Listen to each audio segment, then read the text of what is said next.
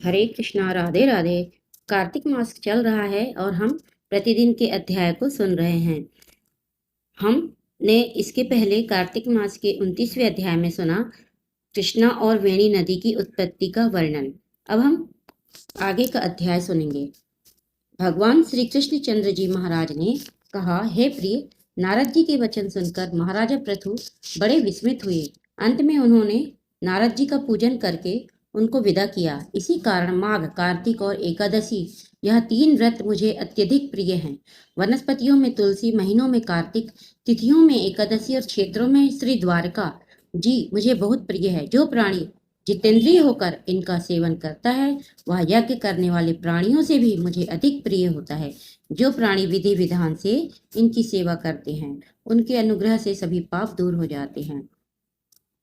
भगवान श्री कृष्ण चंद्र जी महाराज के वचन सुनकर सत्यभामा ने कहा, हे नाथ, आपने यह बात बड़ी आश्चर्यजनक कही है कि दूसरे के लिए पुण्य के फल से कलह की मुक्ति हो गई। यह प्रभावशाली कार्तिक मास आपको अत्यधिक प्रिय है कि जिसे पति द्रोह का पाप केवल स्नान के पुण्य से ही नष्ट हो गया। दूसरे प्राणी द्वारा किया हुआ पुण्य उनके देने से कैसे मिल जाता है, यह आप मुझे बताइए। इस पर भगवान श्री कृष्ण चंद्र जी महाराज ने कहा, बिना दिया हुआ पुण्य और पाप जिस कर्म द्वारा मिलता है सो सुनो। सतयुग में देश, ग्राम तथा कुलों का दिया पुण्य या पाप मिलता था, किंतु कलयुग में केवल कर्ता को ही पाप और पुण्य का फल भोगना पड़ता है। संसर्ग ना करने पर भी यह व्यवस्था कही गई है। और संसर्ग जैसे पाप व पुण्य दूसरे को कैसे मिलते हैं उसकी व्यवस्था भी सुनो। पढ़ाना, यज्ञ कराना और एक साथ भोजन करने से पाप पुण्य का आधा फल मिलता है। एक आसन पर बैठने तथा एक सवारी चढ़ने से श्वास के आने जाने से पुण्य व पाप का चौथा भाग प्राणी मात्र को मिलता है। स्पर्श करने, भोजन करने और दूसरे की स्तुति करने से पुण्य और पाप का छठवां भाग मिलता है। दर्शन करने, सुनने तथा ध्यान करने से मनुष्य को पुण्य और पाप का 10वां अंश मिलता है। दूसरे की निंदा, चुगली और धिक्कार करने से उसका 100वां भाग मिलता है।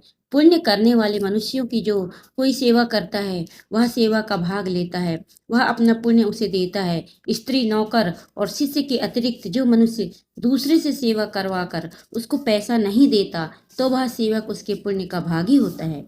पंक्ति में बैठे हुए भोजन करने वालों की पत्तल जो व्यक्ति लांघता है वह उसको जिसकी की पत्तल उसने लांघी है उसके पुण्य का 6वां भाग देता है। स्नान तथा ध्यान आदि करते हुए मनुष्य से जो व्यक्ति बात करता है या उसे स्पर्श करता है वह अपने पुण्य का 6वां भाग उसे दे डालता है। जो मनुष्य धर्म के कार्य के लिए दूसरों के लिए धन मांगता है वह पुण्य का भागी होता है। ठीक उसी प्रकार जिस प्रकार दान करने वाला पुण्य का भागी होता है, जो मनुष्य धर्म का उपदेश करता है पश्चात से ही श्रोता से याचना करता है वह अपने पुण्य का 6वां भाग उसे देता है।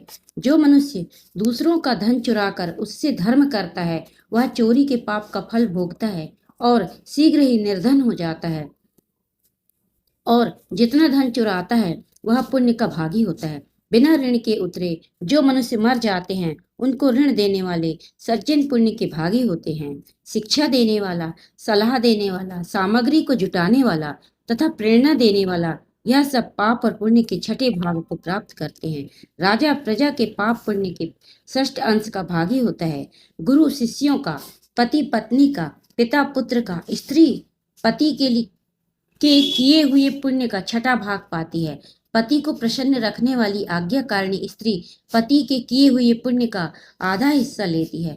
जो पुण्य आत्मा पराये लोगों को दान करता है वह उनके पुण्य का 6ठा भाग प्राप्त करता है। जीविका देने वाला मनुष्य जीविका ग्रहण करने वाले मनुष्य के पुण्य के 6वें भाग को प्राप्त करता है। इस प्रकार दूसरों के किए हुए पुण्य अथवा पाप बिना देने के भी दूसरे को मिल सकते हैं, किंतु यह नियम जो कि मैंने बताए हैं कलयुग में लागू नहीं होते हैं। कलयुग में तो एकमात्र कर्ता को ही अपने पाप व पुण्य भोगने पड़ते हैं। इस संबंध में एक बड़ा पुराना इतिहास जो कि पवित्र भी है और बुद्धि का देने वाला भी है, कहता हूँ, ध्यान पूर्वक सुनो। आगे हम 31वें अध्याय में यह सुनेंगे। भगवान श्री कृष्ण चंद्र जी महाराज ने कहा, पहले उज्जैन में एक महापापी और दुरात्मा धनेश्वर नामक ब्राह्मण रहता था। वह रस, चमड़ा और कंबल आदि का व्यापार करता था। वैश्यगामी था और मद्यपान आदि बुरे कर्म किया करता था। चूंकि वह दिन रात पाप में रत रहता था, इसलिए उस व्यापार के लिए वह नगर नगर घूमता था। वह एक दिन माहिष्मतीपुरी में जा पहुंचा। माहिष्मतीपुरी चूंकि राजा माहिष ने बनाई थी, इसलिए बस राजा के नाम पर ही विख्यात थी। नगरी के पास ही पाप नाशनी पुण्यकारिणी भगवती नर्मदा बहती थी।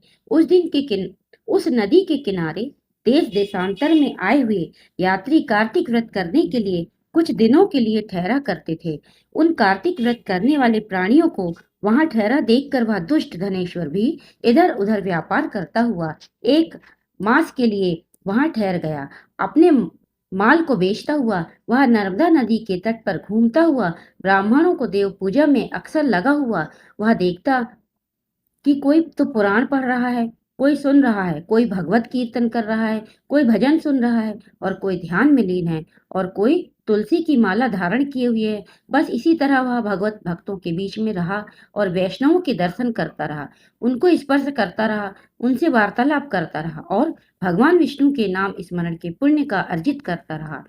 वह कार्तिक के व्रत की उद्यापन विधि तथा जागरण को भी देखता रहा। उसने पूर्णिमा को देखा कि व्रती ब्राह्मणों तथा गऊओं को भोजन करवा रहे हैं और उनको दक्षिणा आदि भी दे रहे हैं।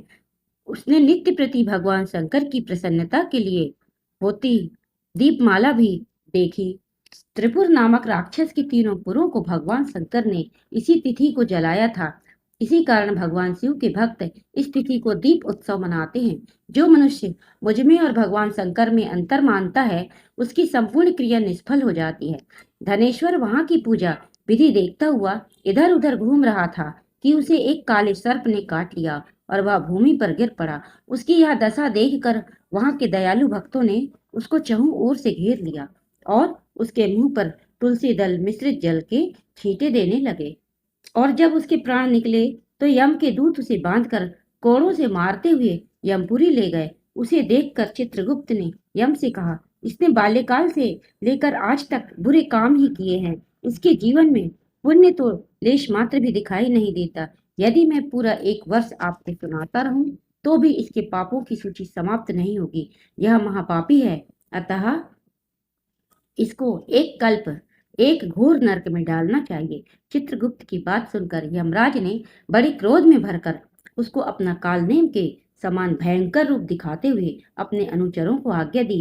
उसने कहा, हे प्रेत सेनापतियों, इस दुष्ट मूर्ति को मुदगरों से मारते हुए कुंभी पाक नरक में फेंक दो। भगवान श्री कृष्ण चंद्र जी महाराज ने कहा। यह सुनकर प्रेत सेनापति ने मुदगरों से उसका सिर तोड़ते हुए कुंभी पाक नरक में ले जाकर खोलते हुए तेल की कढ़ाई में छोड़ दिया। प्रेत सेनापतियों ने ज्यों ही उसे तेल की कढ़ाई में फेंका, त्यों ही लपलपाती हुई आग अपने आप ठंडी हो गई।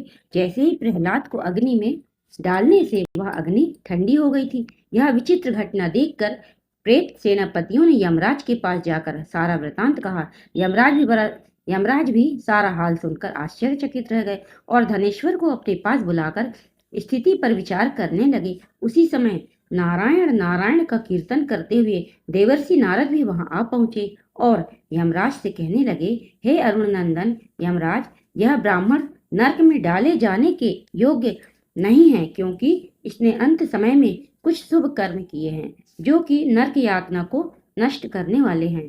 जो लोग भगवत भक्तों का दर्शन करते हैं, उनसे वार्तालाप करते हैं और उनका स्पर्श करते हैं, चाहे उन्होंने कोई पुण्य कर्म ना किया हो, सहज स्वर्ग के अधिकारी हो जाते हैं। अतः धनेश्वर भी पुण्यात्माओं के संग व स्पर्श से स्वर्ग का अधिकारी हो गया। अतएव यह पुण्यात्मा है, इसे यक्ष योनि दो और केवल इसे पाप भोग करने वाले नरक दिखा दो।